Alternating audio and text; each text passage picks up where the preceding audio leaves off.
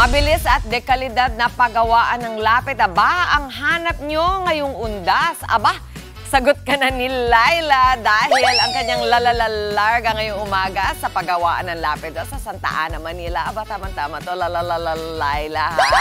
Ano na nga ba? Ano na ba itong modernong paraan ngayon na paggawa ng lapid, ha? Tell! Mami Chiki! Eto na nga tayo dito sa Santa Ana, Manila! Ay nako, hahanapin natin sa loob yung ating kakausapin si Sir Romulo Nazario, ang may-ari nitong Lapida Maker. O, halika, mag-tour muna tayo kasi tingnan nyo. Eto, ang gaganda. Oh, di ba? Oh, ito may mga pa-hashtag pa, hindi ba? Ang galing, oh. Tapos dito tayo, tingnan nyo. Ayan, iba't ibang mga disenyo nung kanilang ng mga lapida na pwede nyo ipagawa. Ayan, iba't ibang mga backgrounds, meron ding yung iba-ibang lettering, yung mga font na tinatawag, di ba? So kayong mamimili niyan kung ano ang gusto nyong ilagay sa lapida ng inyong mga dearly departed loved one. Pero ito may trivia.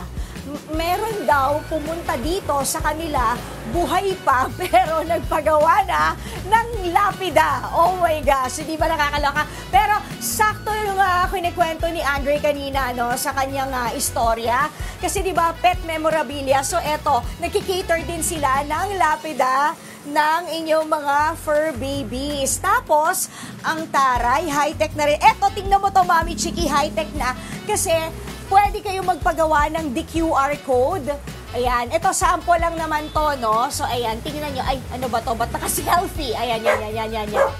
Ito tingnan nyo. So, skinan ko siya. Tada! Ayan ang lumabas kasi yan yung kanilang Facebook page. Kasi nga, sample lang naman yan. Pero may mga nagpapagawa daw sa kanila dito na di QR code. So, doon lalabas yung favorite na kanta, may background na tumutugtog, may mga larawan, videos, etc. Naku, iba na talaga ang mga lapida ngayon, o hindi ba? O anyways, kausapin na natin si Sir Romulo, ang owner ng Lapida Maker. Good morning, sir. Ano ba yung ginagawa nyo dyan? Nagbabakbak po ng sticker. Nagbabakbak ng sticker? Opo, yung kanyang layout. Ah, I see. O, sir, mamaya turuan mo ako kung paano yan. Yes, tsaka bakit mo siya binabakbak. Tapos, sir, gano'n na po ba tayo katagal sa ating negosyo? Way back of 2013 pa po kami nagsimula. Ah, okay. Ano po yung kakaibahan ng paggawa ng lapida noon sa paggawa ng lapida ngayon? Yung pong nakaraan kasi, pukpok yun. Ay, asin talagang tinitik-tik. Tinitik-tik. Ngayon, puro computerized na laser at saka etching.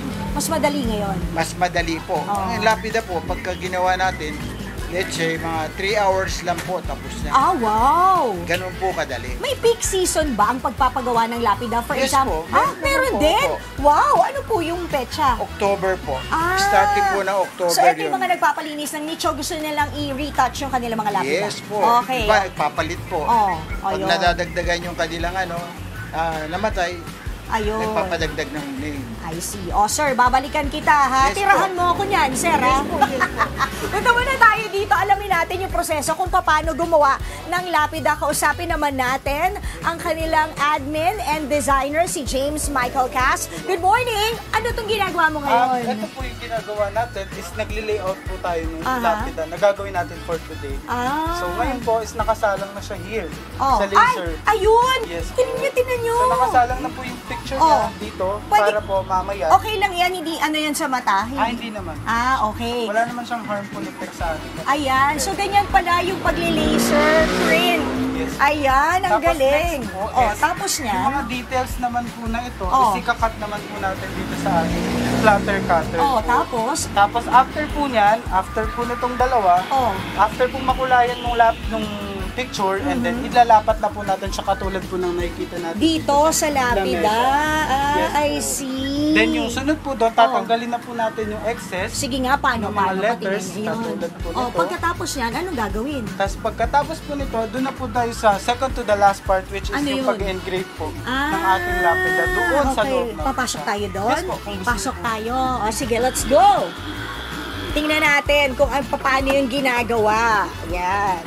Sige. So, eto, anong tawag dito? Ay! Bali, ito po yung inaano nating parang cabinet Okay. ng ating pag-i-engravean. So, which is ganito po siya gawin. Ayan. So, ipapasok po natin yung kamay natin dito. Tapos? Na may kahawak na po tayong hose para po Okay. daanan ng buhangin. Okay. Then, gagawin natin, bubugahan natin ang buhangin yan. Once napantay na po yung color niya, na maging black na po yung sticker na Oo. po, then Yun yun na na po yun, yung it's good done. na ready na po siya. Magkano bang pagpapagawa ng lapida, sir? Yung Sige, pagpapagawa lakad po po kasi tayo. natin ng lapida is nakadepende po siya kung anong klase, Oo. anong sukat, Oo. saka kung meron pong tinatawag na mga picture. Mga more or less, ballpark figure. Pinakamura ninyo? Yung pinakamura po natin is yung pang-apartment type po, na which is, ang pumipresyo po ng 2,400. 2,400. Yun na po yung parang... Kumpleto na yun, may Yes po. picture. Yung may picture po kasi is mag-a-additional po tayo ng 1,550 for that laser po. Laser na yun. Yes po. Pag colored, gusto ko colored. Gusto ko maganda ako sa lapida ko, no? Siyempre, huling hantungan na to, di ba? Yes. Itodo na natin. O, So paano pag colored naman po, yun po yung tinatawag nating ceramic. Oh. Ceramic colored picture po, Oh. na naglalast po more than 50 years po siya. Wow, So hindi na. non-faded, Magkano non-scratch yun? po. Ang price po na is 2,950 po. So dito po, pwede ko po sa inyong Sige, ipa-try dito. Sige yung nga, sige pagtanggal nga. po ng Oh. sticker para Sige. po maging well-prepared po siya bago po siya kunin ng may-ari. Ayan. So dito po, Sige, paano gagawin? Ayan. Ayan, sige, paano gagawin? Ayan. Ano yung babakbakin lang natin? yes po, para po matanggal po At yung asin, pinag-glue. tatahanapin ko lang yung dulo? Yes po, pwede naman po yung ganito po. Pwede po natin Sige, sige, ikaw mauna. para iangat po natin yung last. then Tapos saka- yun na yun, hihila-hila Hihila-hila away na lang. lang. So pagka nabakbak na to, ang lalabas ay yung finished Yung product pinaka-design po na na katulad nun. Wow! Ang galing naman, hindi ba? Okay. Sir, kunyari, may mga nainganyo. O hindi na kunyari, may mga nainganyo na talaga, pihado. Kasi ang ganda, pati para sa mga fur babies. Paano po namin kayo makokontakt, sir?